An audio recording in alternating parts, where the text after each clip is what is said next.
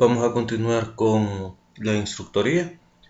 Como habíamos dicho en el video anterior, acá vamos a comenzar a analizar la suma de vectores y vamos a comenzar a estudiar esto por medio de la suma de métodos gráficos. ¿A qué me refiero?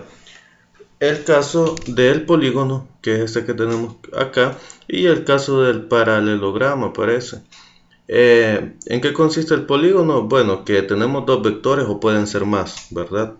Ahí la cantidad que nos den. En este caso tenemos dos vectores, tenemos un vector A y un vector B.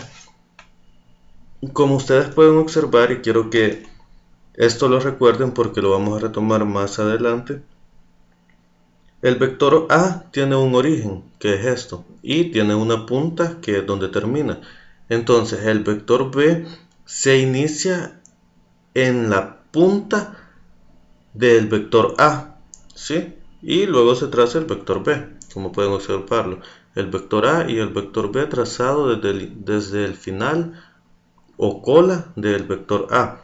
Y luego pues unimos el inicio del vector A con el final del vector B, y este vector que está acá es nuestro resultante, o sea la suma de A más B. Perfecto. Entonces, ¿qué sucede en el otro caso? En el otro caso, digamos que es prácticamente partir del origen, graficar nuestro vector A, ¿sí?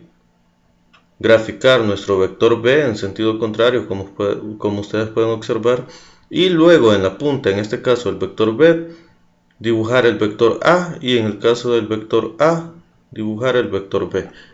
Y al final sacamos la diagonal, y esta diagonal es A más B.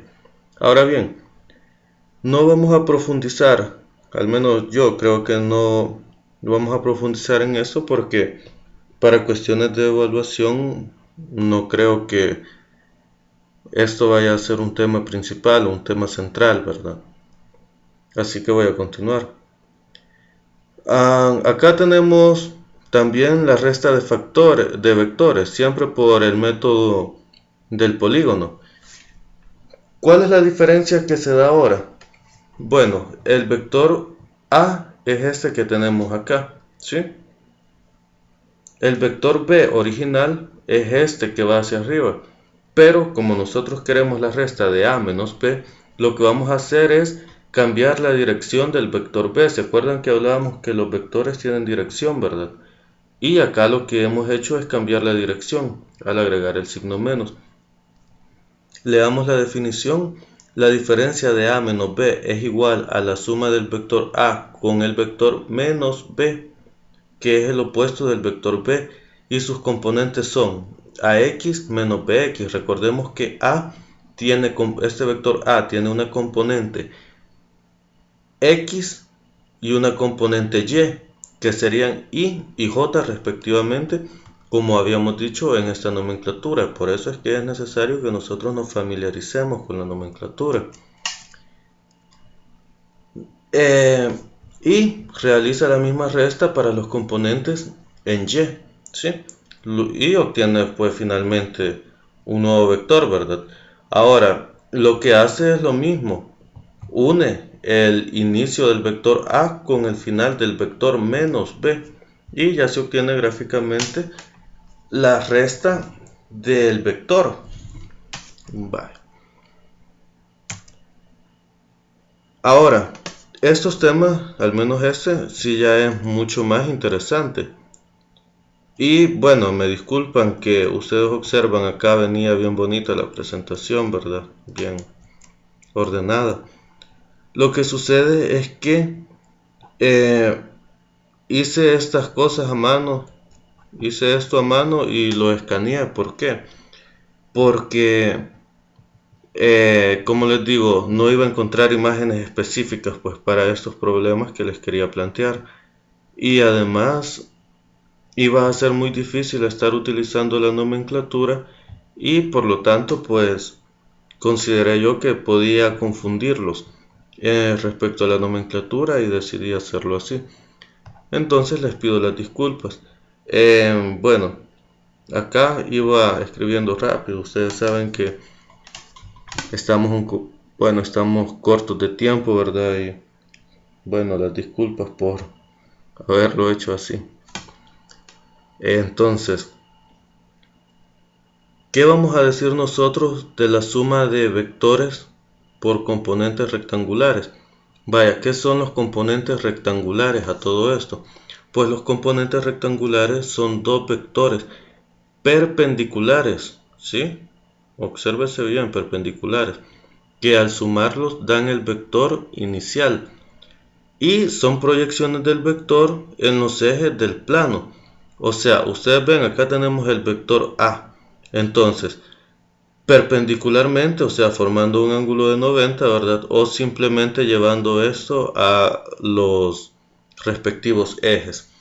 Como ustedes pueden observar, lo que estoy haciendo es que donde termina el vector A, estoy tirando una línea hacia el eje X y a esto lo estoy llamando mi desplazamiento en X, ¿sí? O mi coordenada en X.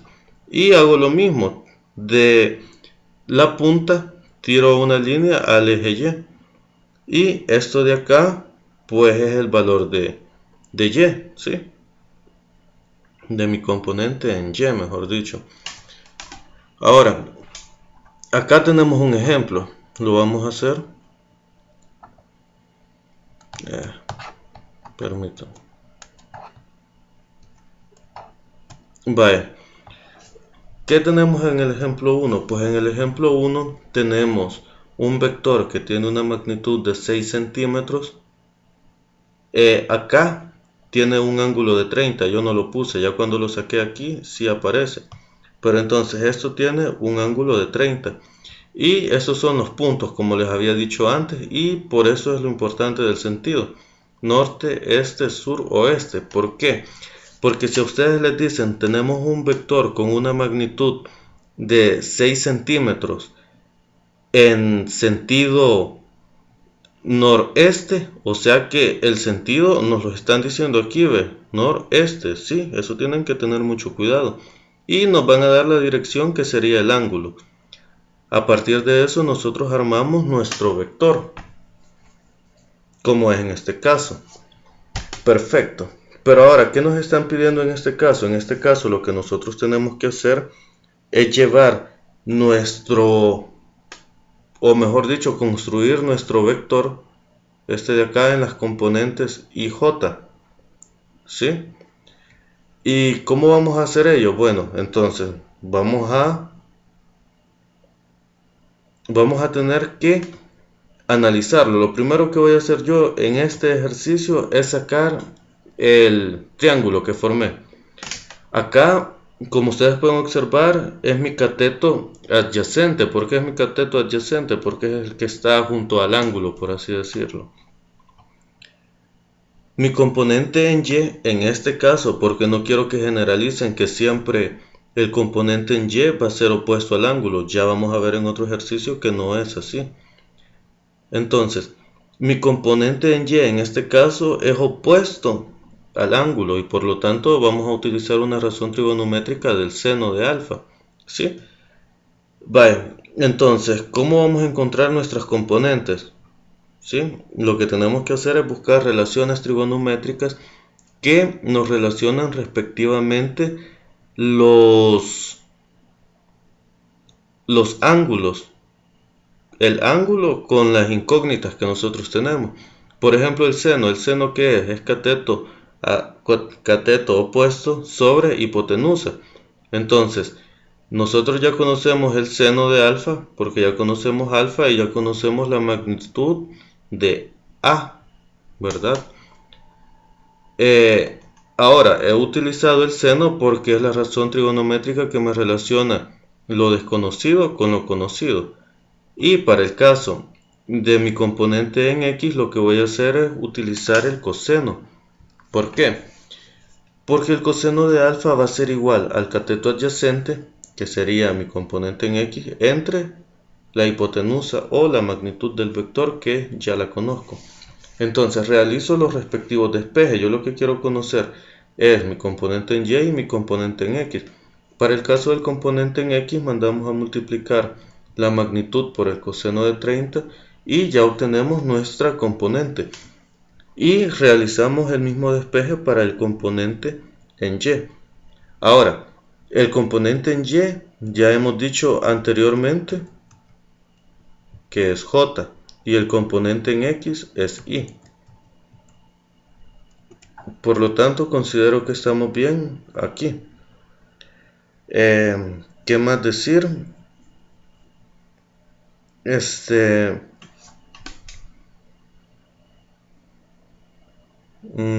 este ejercicio, nada, solo mencionarles que cuando hagan estos cálculos ustedes tienen que tener su calculadora en grados, no en radianes. Ese es un error muy común que suele cometerse.